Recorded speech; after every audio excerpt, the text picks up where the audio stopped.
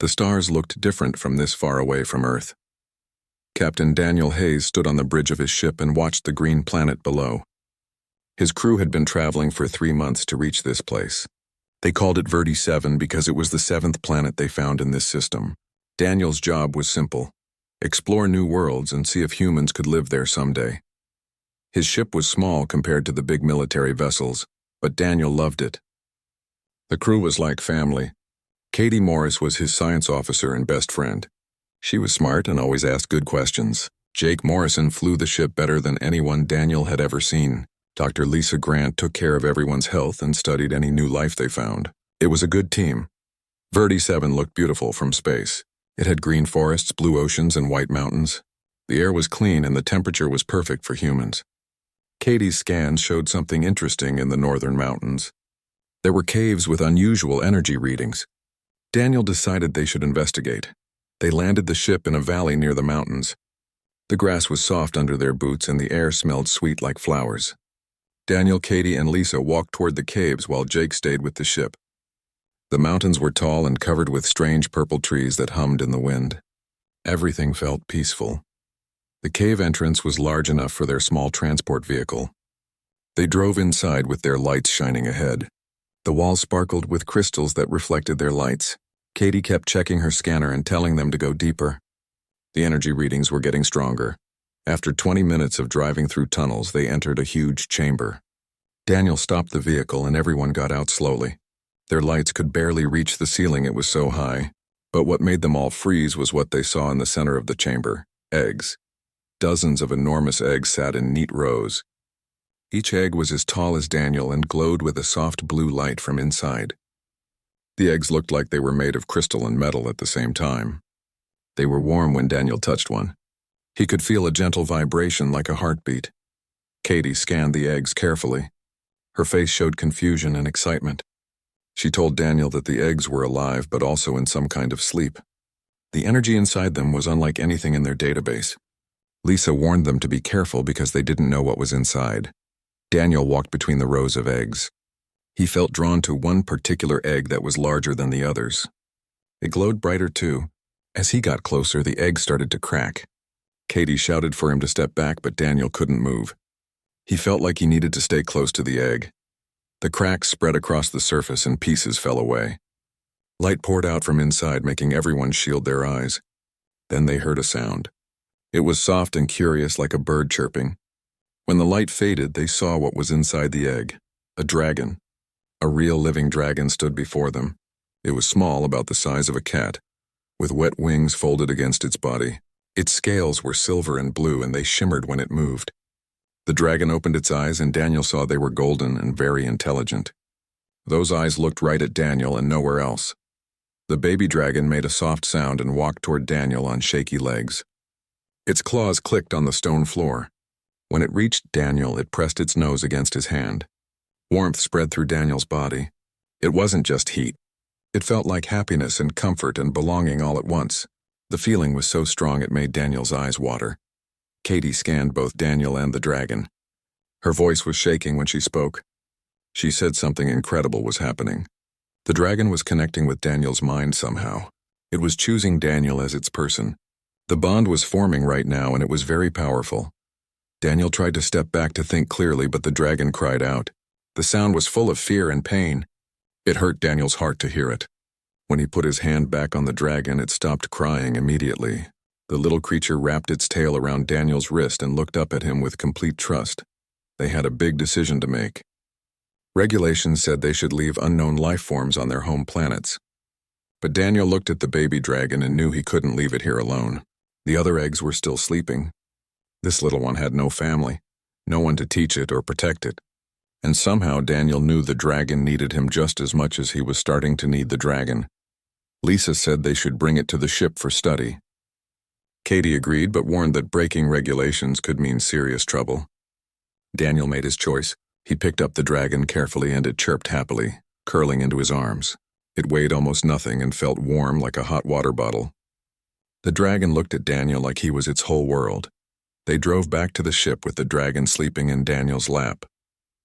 Jake's face was shocked when he saw what they brought back. He asked 100 questions, but Daniel was too focused on the Dragon to answer most of them. They set up a space in the cargo bay with blankets and heat lamps. The Dragon woke up and immediately looked for Daniel, crying until he sat down beside it. That first night, Daniel tried to sleep in his quarters. He made it 10 minutes before the Dragon's crying echoed through the whole ship. The sound was so sad and desperate that Daniel ran back to the cargo bay. The moment the Dragon saw him, it stopped crying and rushed over. It climbed onto his chest when he lay down and fell asleep immediately, its breathing matching Daniel's perfectly. Katie came to check on them in the morning. She found Daniel awake, staring at the Dragon sleeping on his chest.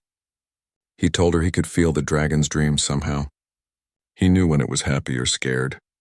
The bond was getting stronger every hour. Katie smiled and said they needed to think of a name. Daniel looked at the way the Dragon's scales caught the light, making it look like it was glowing from within. He said the name that felt right.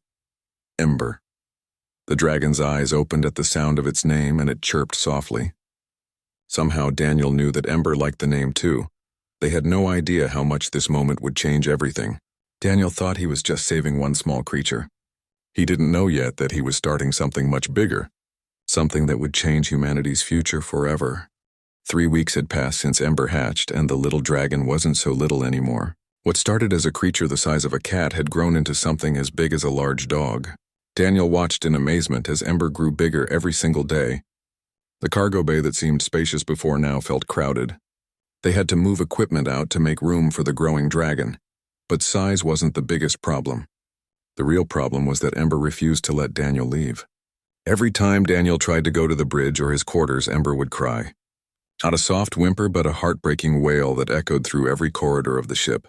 The sound was so full of pain and fear that it made everyone on board feel terrible. Even Jake, who tried to act tough, admitted the crying made him want to cry too. Daniel spent his nights sleeping on a cot in the cargo bay. Ember would curl around him protectively, keeping him warm with the heat from its body. The Dragon's breathing would slow down and match Daniel's breathing exactly. Sometimes Daniel would wake up and find Ember watching him with those golden eyes, making sure he was still there. During the day, Daniel tried to do his job as captain. He would go to the bridge for meetings and to check their status. But after an hour, he would feel wrong. His chest would get tight and his head would hurt. He could feel Ember's distress through their bond like it was his own feeling. Eventually, he would have to go back to the cargo bay where Ember waited anxiously. The moment Daniel appeared, the Dragon would rush over and press against him, relief flooding through both of them. Katie was worried about Daniel. She watched him lose sleep and barely eat. She told him he needed to figure out what to do because this couldn't continue forever. Daniel knew she was right, but he didn't know what the answer was. Every time he thought about leaving Ember somewhere, he felt sick to his stomach. Lisa ran medical tests on both Daniel and Ember every few days. She discovered something that made the situation even more complicated. The bond between them wasn't just emotional, it was physical too. When they were together, both of their bodies worked better. Daniel's heart rate was perfect, his immune system was stronger, and his brain activity showed improved patterns. Ember's growth was healthy and steady, but when they were apart, everything went wrong. Stress hormones increased, heart rates became irregular, and both of them showed signs of real physical suffering. Lisa explained it to Daniel one evening while Ember slept nearby. She said the bond was biological. Their bodies had linked together somehow. Separating them would be like asking someone to live without part of their own body. It would cause constant pain and could even be dangerous. Daniel listened and felt his heart sink. He was responsible for a ship and a crew. How could he do his job if he couldn't leave a Dragon's side? Jake brought more bad news. Command had been sending messages asking why they were still in orbit around Verde 7. The mission schedule said they should have moved on 2 weeks ago. Admiral Coleman herself was demanding answers. Jake showed Daniel the latest message, and it wasn't friendly. The Admiral wanted them to return to Earth Station immediately for debriefing. That night, Daniel couldn't sleep. He lay next to Ember and thought about what to do.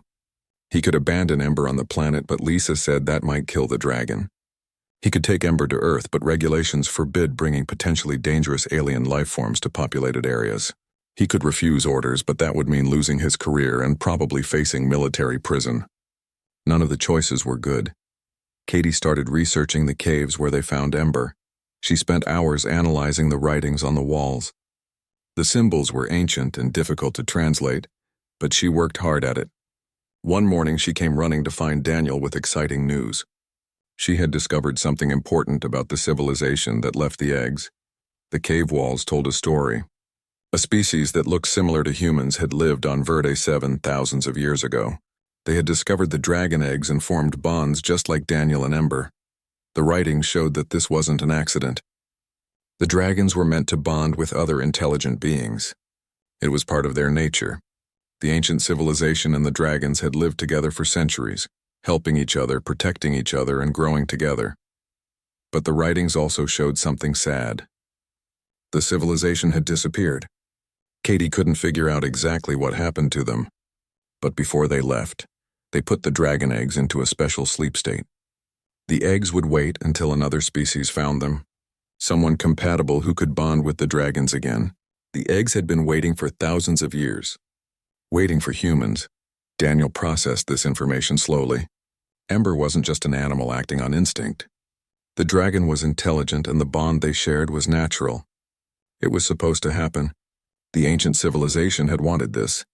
But knowing that didn't solve Daniel's immediate problem. He still had a job to do and a dragon that couldn't be apart from him. Ember grew larger every day. The dragon was now the size of a small horse and still growing. The cargo bay could barely contain it. Food was becoming an issue too. Ember ate a lot and their supplies weren't meant to feed a growing dragon. Lisa calculated they had maybe 2 more weeks of food before they would need to resupply. Then the message came that Daniel had been dreading. Admiral Coleman's face appeared on the screen in his quarters. She looked angry and tired. She told Daniel she had been patient enough. He had disobeyed mission parameters and created an unauthorized first contact situation. He was ordered to leave the alien creature on Verde 7 immediately and report back to Earth Station. If he didn't comply within 24 hours, she would send another ship to relieve him of command. Daniel stood there after the message ended, feeling cold despite Ember's warmth nearby. The dragon sensed his distress and moved closer, making worried sounds. Daniel put his hand on Ember's neck and felt tears in his eyes. He was going to lose everything. His career, his ship, or Ember.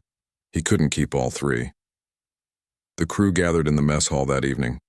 Everyone knew what was happening. Jake said he would support whatever Daniel decided. Katie told him the regulations were wrong in this case and she would testify to that. Lisa said she would submit all her medical data proving the bond was real and necessary. They were all willing to risk their careers for Daniel and Ember, but Daniel knew he couldn't ask that of them. They had families and dreams too. This was his responsibility. He made the decision to take Ember back to the planet. It was the only way to save his crew from trouble, even if it broke his heart. The morning came too quickly. Daniel had barely slept, lying awake next to Ember and memorizing every detail of the dragon's face.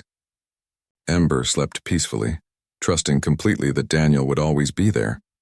That trust made what Daniel had to do even harder. He knew he was about to break a promise he never said out loud, but Ember believed completely. The crew helped prepare a shelter in the cave where Ember had hatched.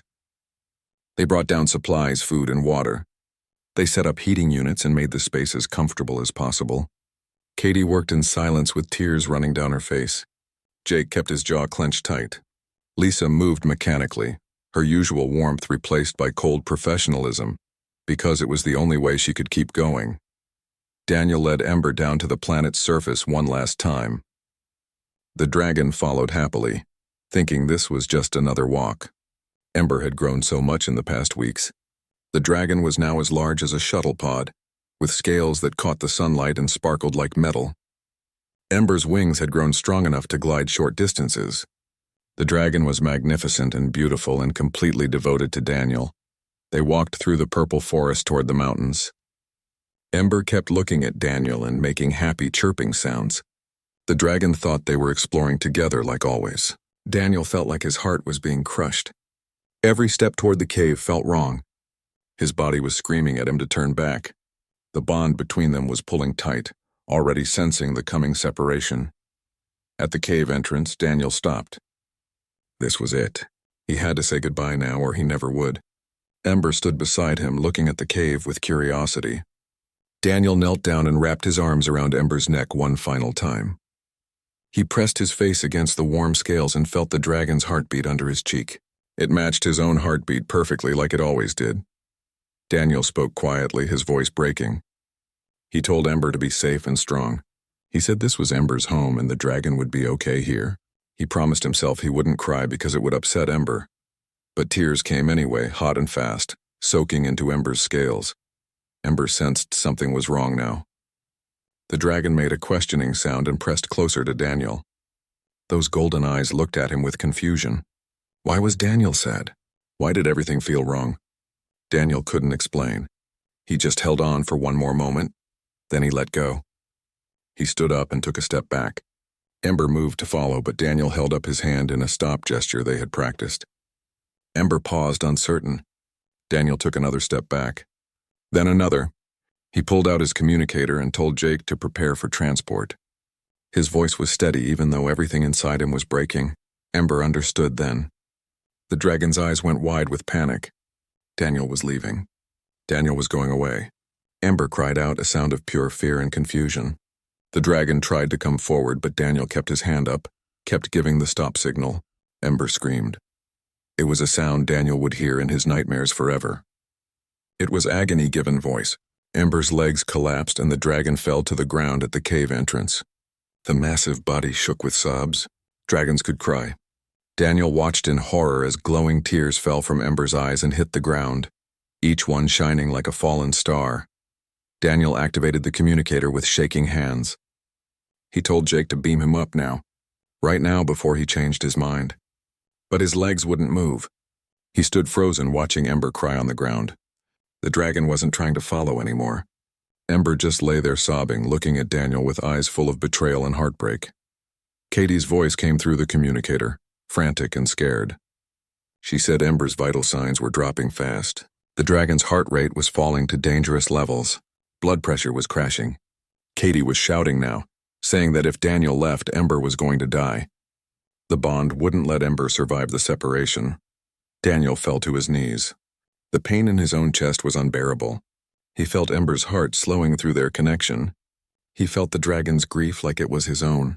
Because it was his own, they were one being split in half and both halves were dying. Ember lifted that beautiful head and looked at Daniel.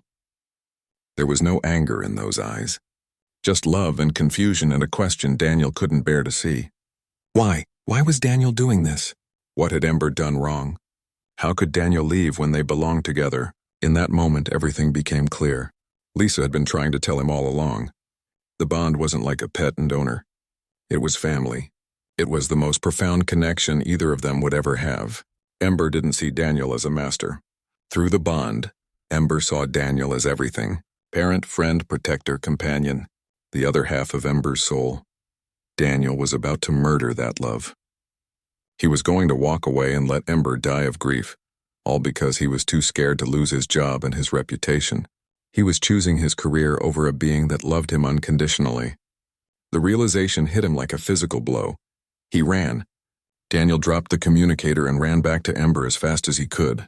The dragon saw him coming and tried to stand, but couldn't. Daniel crashed to his knees beside Ember and threw his arms around the dragon's neck. He was crying openly now, saying he was sorry over and over. He told Ember he wouldn't leave, not ever, he promised. Ember's crying stopped. The dragon made a sound of relief and joy. Those golden eyes brightened again. Ember wrapped both wings around Daniel, holding him close like Daniel might disappear if the dragon let go. Through the bond, Daniel felt Ember's heart rate stabilizing, felt the dragon's happiness flooding back. Katie's voice came through the fallen communicator, but now she was laughing through tears. She said Ember's vitals were coming back up. Everything was stabilizing. Then she called Daniel a crazy, wonderful fool and told him she loved him. Daniel held Ember and felt the dragon's joy mixing with his own. He knew what this meant. He had just chosen Ember over everything else in his life. He had disobeyed direct orders from an admiral. He would probably face court-martial. His career was over. His reputation was destroyed. Everything he had worked for was gone. But as he sat there with Ember's wings wrapped around him and that massive head pressed against his chest, Daniel knew it was the only choice he could have made. Some things were more important than careers. Some bonds were worth any sacrifice. Ember had chosen him when the egg first hatched. had given Daniel complete trust and unconditional love. How could Daniel betray that? Jake's voice came through the communicator asking what was happening.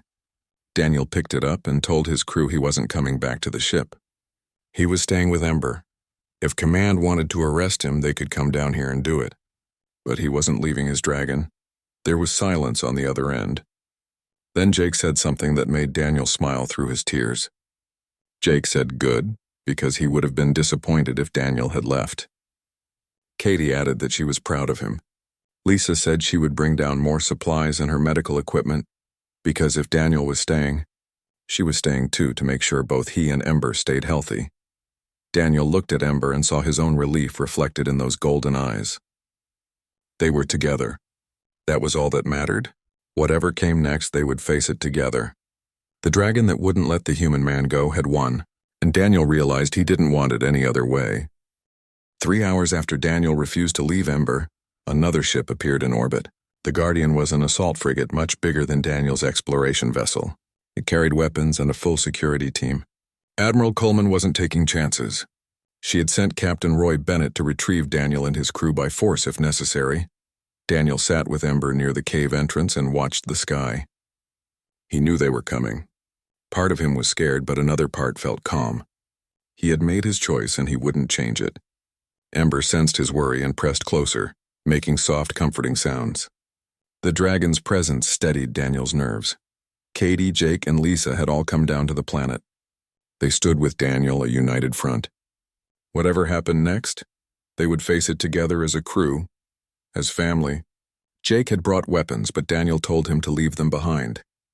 They weren't going to fight. They would stand their ground peacefully. 6 figures materialized in front of them as the transport beam faded. Captain Bennett was in the center, flanked by security officers in full armor. Bennett was older than Daniel, with gray hair and a stern face that had seen too many battles.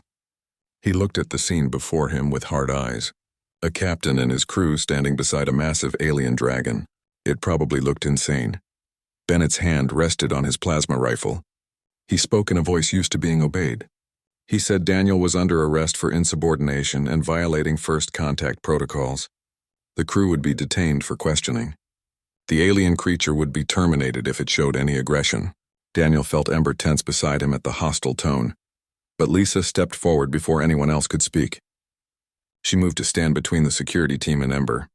Her face was fierce despite being half the size of the armed officers. She told Bennett that if he harmed Ember, he would be murdering an intelligent being. And he would be killing Daniel too because their bond was that strong. What happened to one affected the other.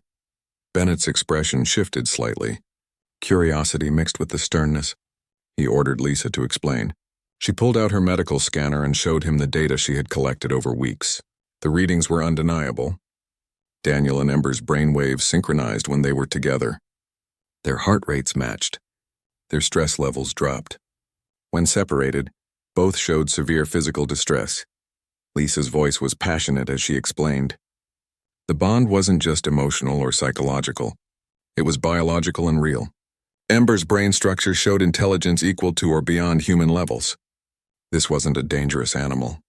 This was a sentient being in a partnership with Daniel. Breaking that bond would harm both of them, possibly fatally. Bennett lowered his weapon slightly. He looked at Ember with new interest. The dragon hadn't moved or threatened anyone. Ember just stayed close to Daniel, watching the strangers with cautious golden eyes. There was intelligence in that gaze. Bennett could see it now that he was really looking. Katie spoke up next. She showed Bennett her research on her tablet. The cave writings, the translation work, the history of the ancient civilization. She explained how they had discovered that the civilization hadn't vanished mysteriously. They had evolved beyond physical form, ascending to something greater. And the bond between their people and these dragons had been the key to that evolution. The dragons weren't just pets or animals to the ancient ones. They were partners, catalysts for enhanced mental and emotional abilities. The civilization had reached heights of science and art that humanity could barely imagine. Then they transcended, but they left their dragon's eggs in special preservation. Waiting for the next species to find them, Katie's voice was excited despite the tense situation. She told Bennett the eggs were programmed to remain dormant until a compatible species arrived. Daniel hadn't stolen Ember or forced the bond. The egg had been waiting for someone like him. For humans. They were meant to find these dragons. It was planned thousands of years ago. Bennett holstered his weapon completely. He looked at his security team and told them to stand down. Then he activated his communicator and asked to be connected to Admiral Coleman directly. He said she needed to hear this information in person. It was too important for a simple report. Over the next few hours, more people arrived. Scientists from Earth Station beamed down with their equipment.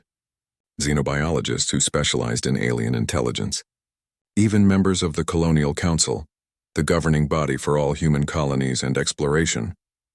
They all wanted to see Ember and hear the story. Ember stayed calm through all of it, sensing that Daniel was no longer in danger. The Dragon let the scientists scan and observe from a respectful distance. When one young researcher got too close too fast, Ember just moved to put Daniel behind those protective wings. Not aggressive, just protective. It made the researchers realize how intelligent and aware Ember truly was. Administrator Helen Price arrived last. She was the head of the Colonial Council's First Contact Division, a small woman with sharp eyes who missed nothing. She observed Ember for a long time without speaking. Then she asked Daniel to tell her everything from the beginning, every detail of how they met and bonded. Daniel told the story while Ember lay beside him, occasionally nuzzling his shoulder. He described the moment he first saw those golden eyes, the instant connection that formed, the weeks of growing attachment, the agony of trying to leave and Ember's heartbroken crying, his decision to stay despite the consequences. When Daniel finished, Helen was quiet for a moment.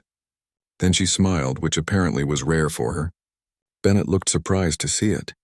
Helen told Daniel he had created a difficult situation by disobeying orders, but he had also potentially opened a door to the most important discovery in human history. She explained that the Colonial Council had been analyzing all the data.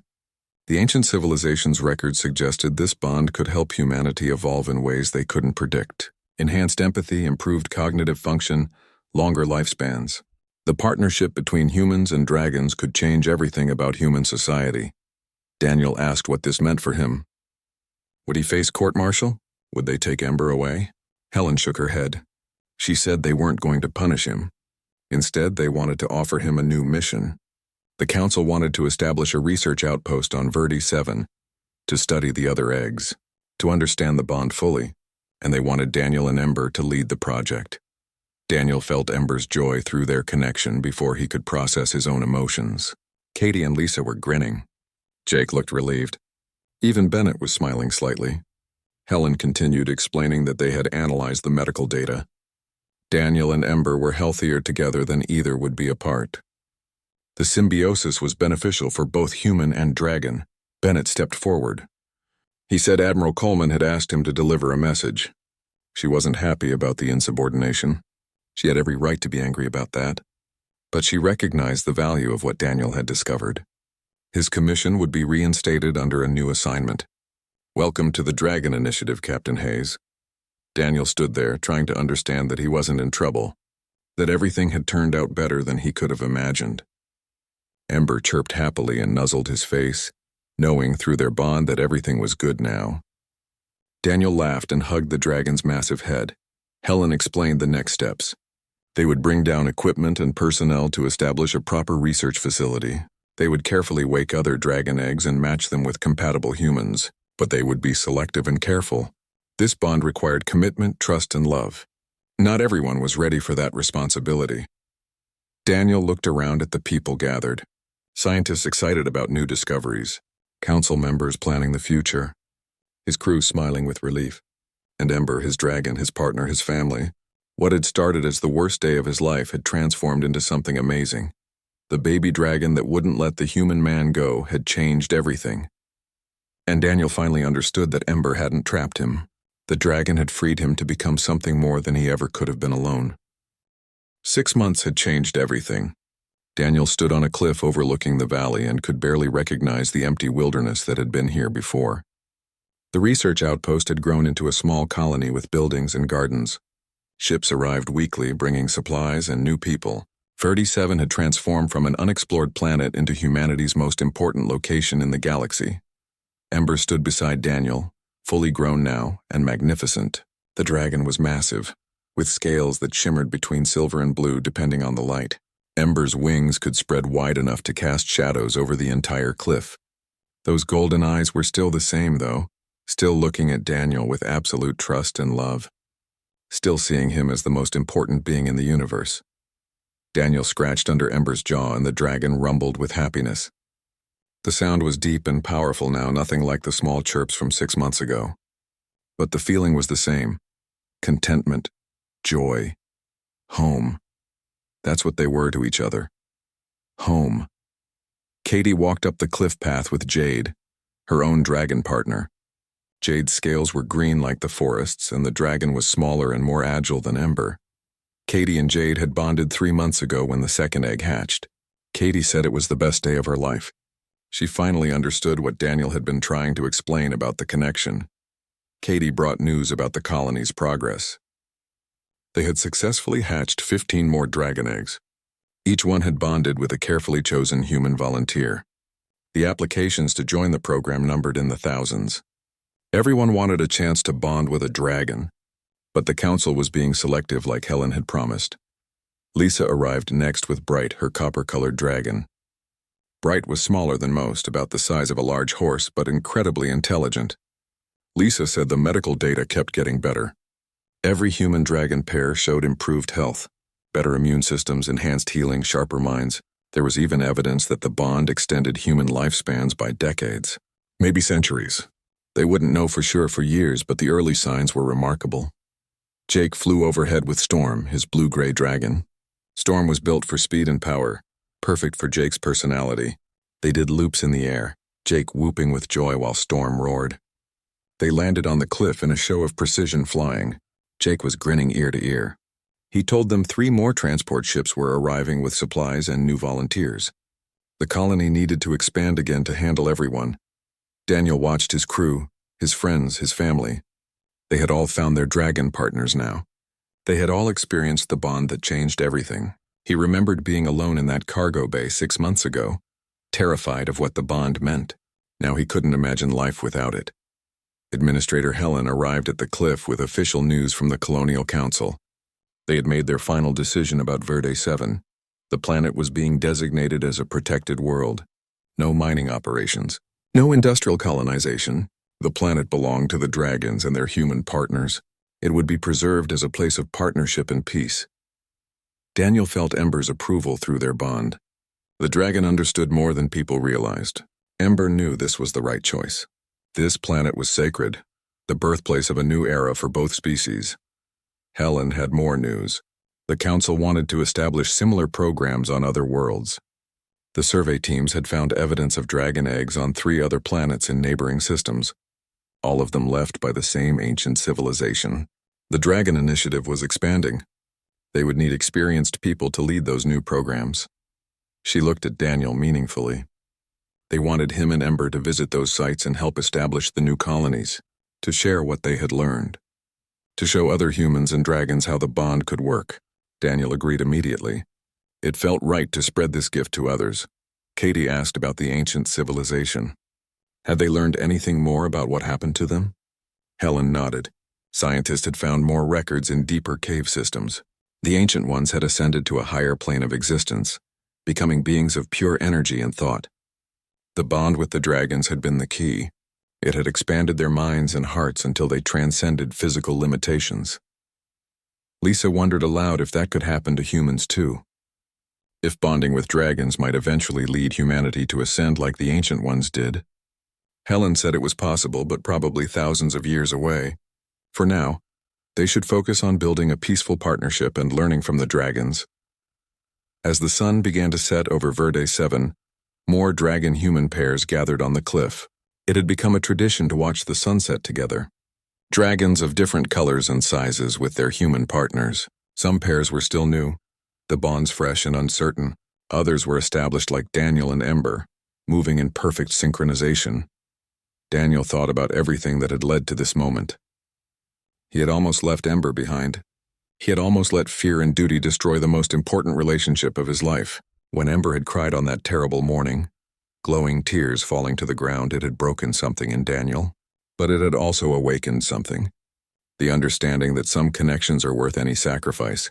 Ember had taught him that. The baby dragon who refused to let go had shown Daniel what real love looked like. Unconditional, fierce, and unbreakable. The dragon had chosen him when nothing else in the universe mattered.